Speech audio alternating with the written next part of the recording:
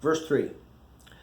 Then the king, Nebuchadnezzar, ordered Ashpenaz, the chief of his officials, to bring in some of the sons of Israel, including some of the royal family and of the nobles, youths in whom there was no defect, who were good-looking, showing intelligence in every branch of wisdom, endowed with understanding and discerning knowledge, and who had the ability for serving in the king's court.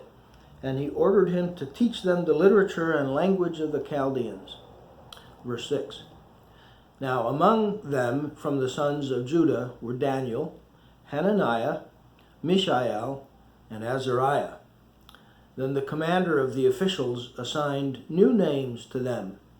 And to Daniel he assigned the name Belteshazzar, to Hananiah, Shadrach, to Mishael, Meshach, and to Azariah, Abednego. Now you may have a note in your study Bible that tells you that Daniel's name means my judge is God. Hananiah is Yahweh is gracious. Mishael's name is a question. Who is what God is? And Azariah means Yahweh has helped. You notice that each of these personal names has a form of God's name in it. Well, the Babylonians renamed these youths, giving them names with their own gods attached. Daniel becomes Belteshazzar, or may Bel protect his life. Hananiah is now Shadrach, or the command of Aku. Mishael is another question, Meshach, which means who is what Aku is. And Azariah becomes Abednego, servant of Nebo. Now there is no record of these guys protesting their new names. Maybe they did, maybe they didn't. It's just not recorded. And then their captors wanted to fatten them up with the rich foods of the Babylonians. Instead of folding their arms and putting on their pouty faces, they reasoned with their steward. Verse 12.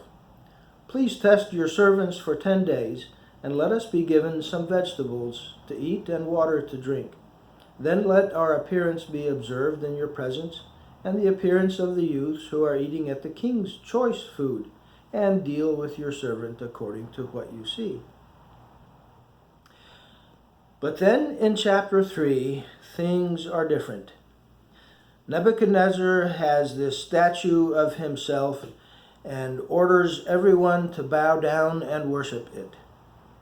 The three friends refuse to do so.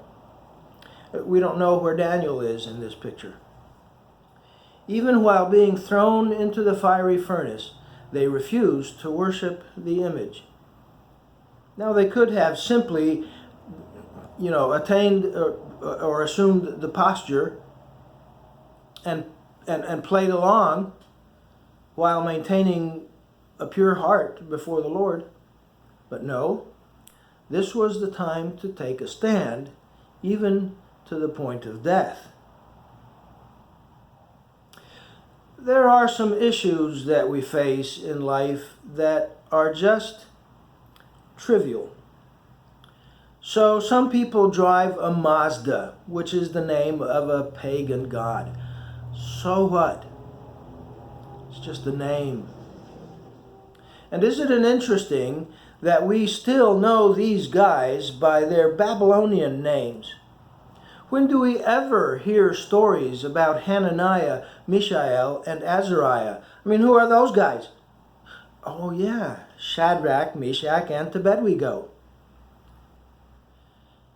And then there are some issues that we face that are important enough to debate and discuss, but not a hill worth dying on. Pre-mill or amill, modes of baptism, styles of worship, other cultural details. Yes, we want to get it right, what the Bible says, but not necessarily to the point of death. And then the time may come, perhaps sooner than we'd like, when we may be called upon to take a stand upon pain of death. Will we obey and serve the Lord, or are we going to take the easy way and bow down to the devil, or to the world, or to the cultural tide of embracing easy sin? May the Lord give us wisdom to know the difference and the courage to do the right thing.